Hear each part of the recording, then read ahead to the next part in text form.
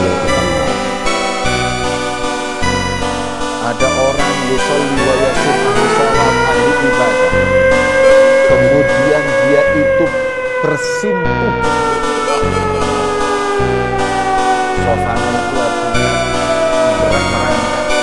merangkak di antara rukun dan maqam Ibrahim di ngarepe Ka'bah, ya, di depan Ka'bah berdoa.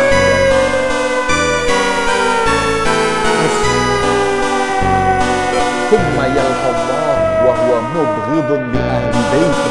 Tapi ketika meninggal dunia, dalam keadaan di hatinya ada kebencian dengan anak cucu Rasulullah, mata kafiron, mati dalam keadaan kafir.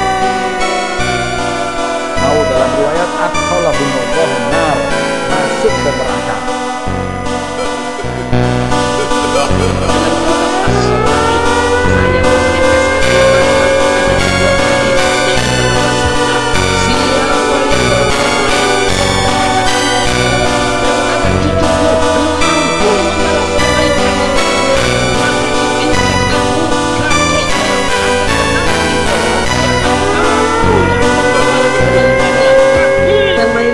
Suka ngomong-ngomong wajah-wajah Habib Rizik, dengan main-main yang suka menghina Habib Rizik di Gaza.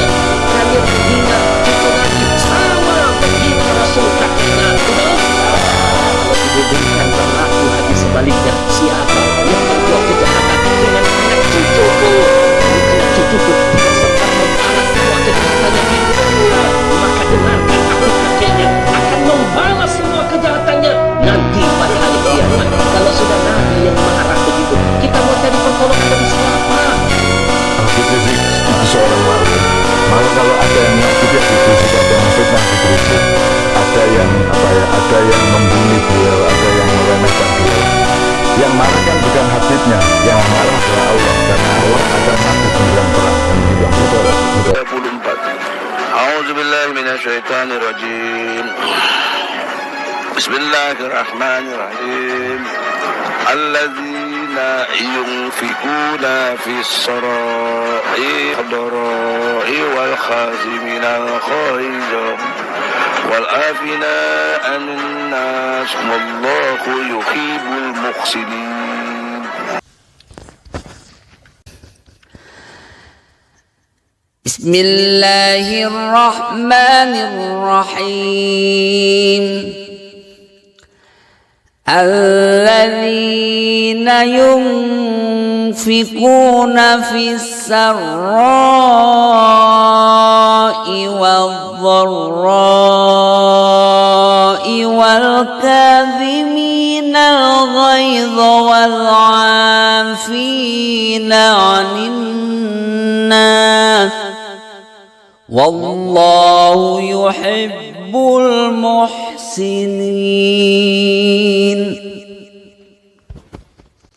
Sadaqallahu.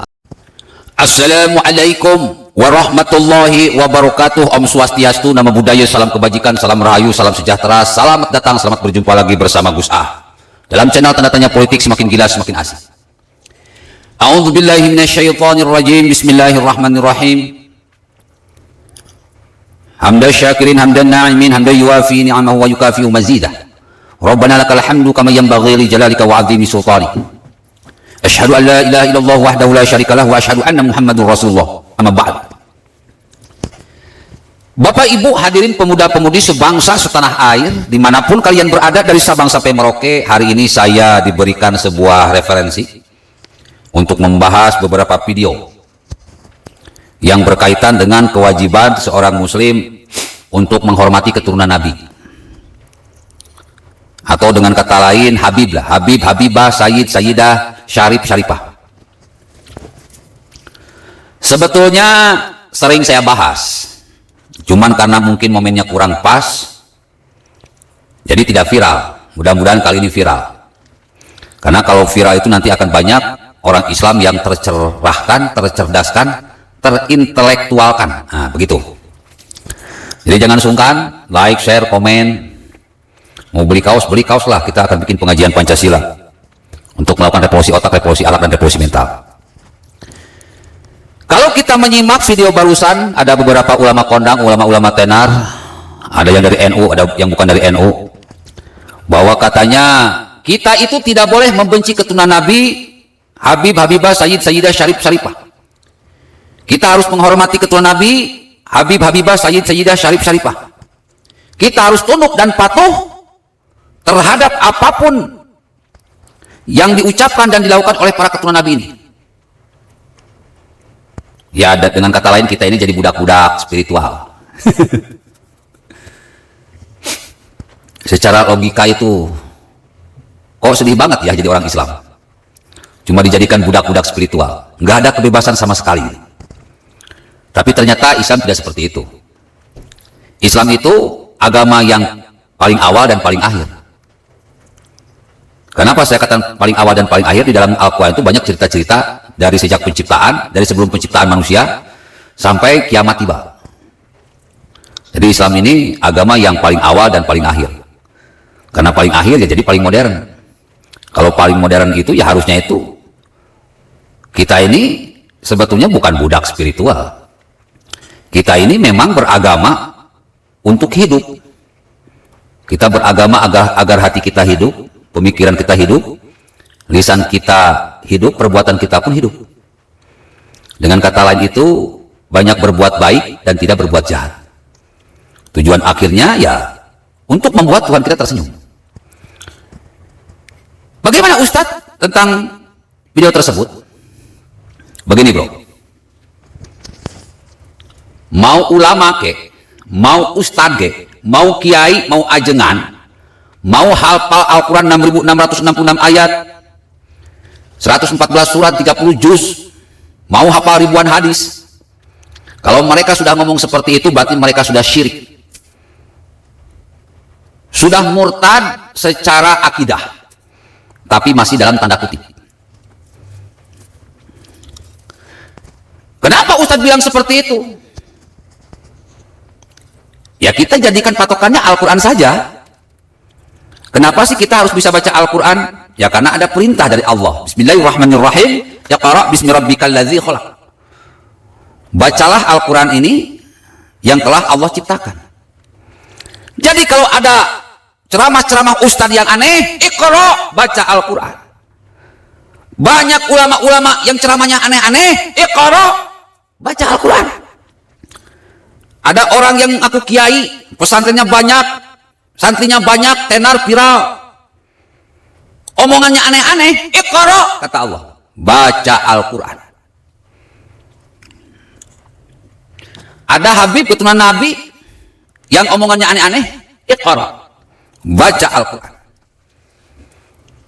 Makanya Al-Quran diturunkan pada bulan Ramadan. Syahrul Ramadan alladzi unzila fihil Qur'an hudal linnas wa bayyinatin minal huda wal furqan. Ada 3 fungsi Al-Quran. Yang pertama sebagai petunjuk bagi manusia. Yang kedua, ada penjelas-penjelas dari petunjuk-petunjuk itu. Dan yang ketiga, pembeda antara yang hak dan yang batil. Jadi termometernya itu Al-Quran. Meterannya itu Al-Quran. Kalian orang yang ngaku Islam, meteran hatinya itu Al-Quran.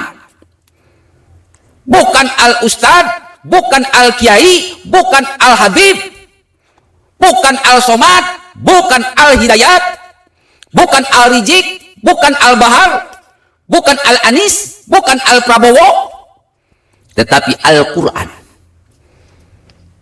Itu meterannya dulu, harus betulin. Mau berpikir, patokannya Al-Quran. Mau ngomong, patokannya Al-Quran. Mau berperilaku, patokannya Al-Quran.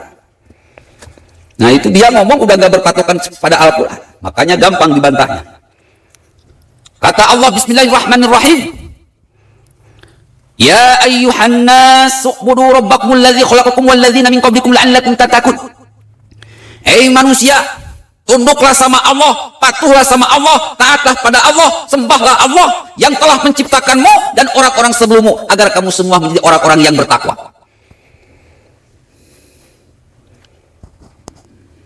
Ya Bu, saya ini bukan Allah, saya cuma penyampai. Tugas saya watawasaw bil haq watawasaw bis sabr. Saling menasehati di dalam kebaikan, saling menasehati di dalam kesabaran. Mau didengar syukur, Nggak didengar, bodo amat. Tugasnya memang cuma gitu doang. Ibu mau ngikut omongan saya boleh. Nggak ngikut juga nggak akan apa-apa, nggak akan saya bunuh. Nafsi-nafsi saja.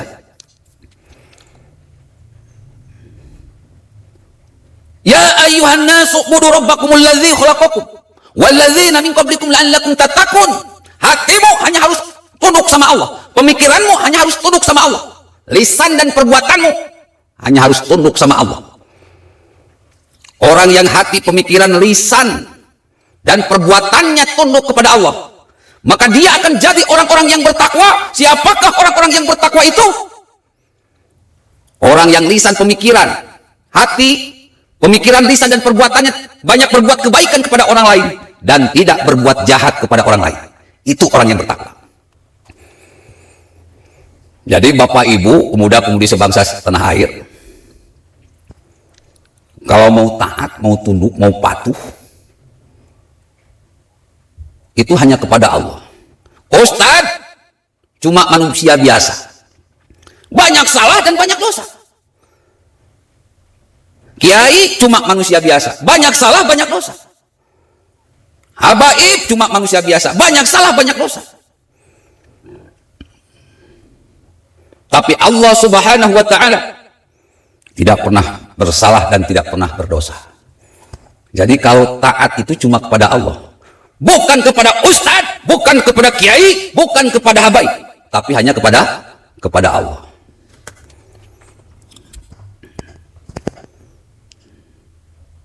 Itu berkaitan dengan taat.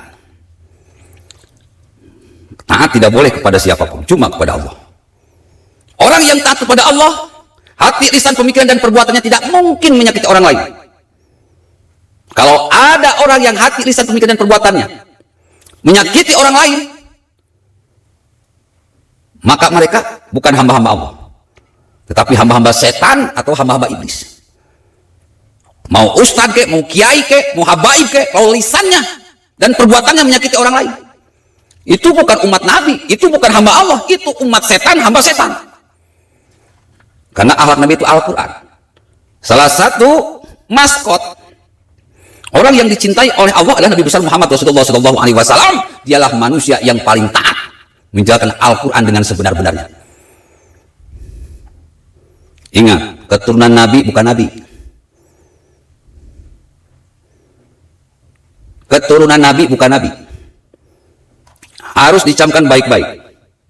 Siapa Nabi? Asyhadu an la ilaha illallah wa asyhadu anna Muhammadur Rasulullah. Aku bersaksi tidak Tuhan selain Allah dan Nabi Muhammad utusan Allah. Nabi Muhammad itu cuma utusan, bukan Tuhan. Agama ini bukan milik Nabi Muhammad. Agama ini milik Allah. Maka kalian harus patuh cuma pada Allah. Masalah ketaatan itu mutlak hanya kepada Allah. Baca Al-Quran. Lalu bagaimana? Apakah kita harus benci kepada para keturunan Nabi? Yang pertama yang harus kalian ingat-ingat, innama bu'istu li utammima makarimal akhlak. Allah tidak melihat siapa dirimu, kamu keturunan Nabi atau bukan. Yang Allah lihat hanyalah ketakwaanmu. Hanya orang-orang yang bertakwa yang harus kalian hormati. Hanya orang-orang yang bertakwa yang harus kalian ikuti. Hanya orang-orang yang bertakwa yang harus kalian sayangi. Apa itu orang yang bertakwa? Orang yang bertakwa itu orang yang baik. Susah amat. Orang yang baik, hatinya baik, pemikirannya baik, lisannya baik, perbuatannya baik, itu orang yang bertakwa. Yang lebih eksplisitnya itu yang banyak berbuat kebaikan, tidak berbuat jahat, itu orang bertakwa. Orang seperti itulah yang harus dihormati. Orang seperti itulah yang harus diikuti. Orang seperti itulah yang harus ditaati. Karena ketaatannya pasti hanya kepada Allah, bukan kepada yang lain. Jadi kalau begitu, kalau ada ustadz jahat jangan diikuti. Jangan diikuti, tapi jangan benci. Kalau ada ulama yang jahat, bagaimana ustadz? Jauhi saja. Jangan diikuti, tapi jangan benci. Ada habib jahat, bagaimana ustadz? Ya jauhi. Jangan diikuti, tapi jangan dibenci. Kita jauhi saja. Kita tidak suka bukan berarti tidak suka bukan berarti benci. Jauhi saja.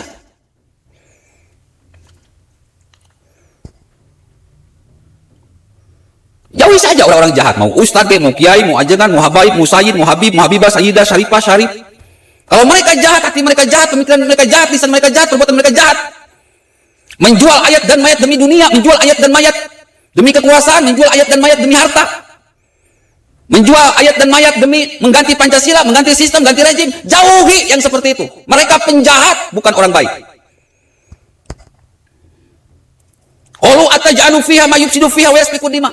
Mereka akan bikin Indonesia rusak karena akan terjadi pertumpahan darah. Jauhi yang kayak gitu. Wa khalaqnakum azwaja. Allah menciptakan suatu berpasang-pasangan. Ada orang baik, pasti ada orang jahat. Ada ustadz yang baik, pasti ada ustadz yang jahat. Ada habib yang baik, ada habib yang jahat. Yang jahat jauh, ikuti yang baik-baik. Ustadz yang baik, yang NU Santara. Kiai yang baik, yang NU Santara. Habib yang baik, yang NU Santara. Sayyid yang baik, yang NU Santara. Habibah yang baik, yang NU Santara. Sayyidah yang baik, yang NU Santara. Syarif yang baik, yang NU Santara. Yang mereka benar-benar mau berjuang demi keamanan, ketenangan, kenyamanan. Kehidupan berbangsa dan negara sesuai dengan Pancasila UUD 1945. Mereka itu orang baik. Ikuti mereka.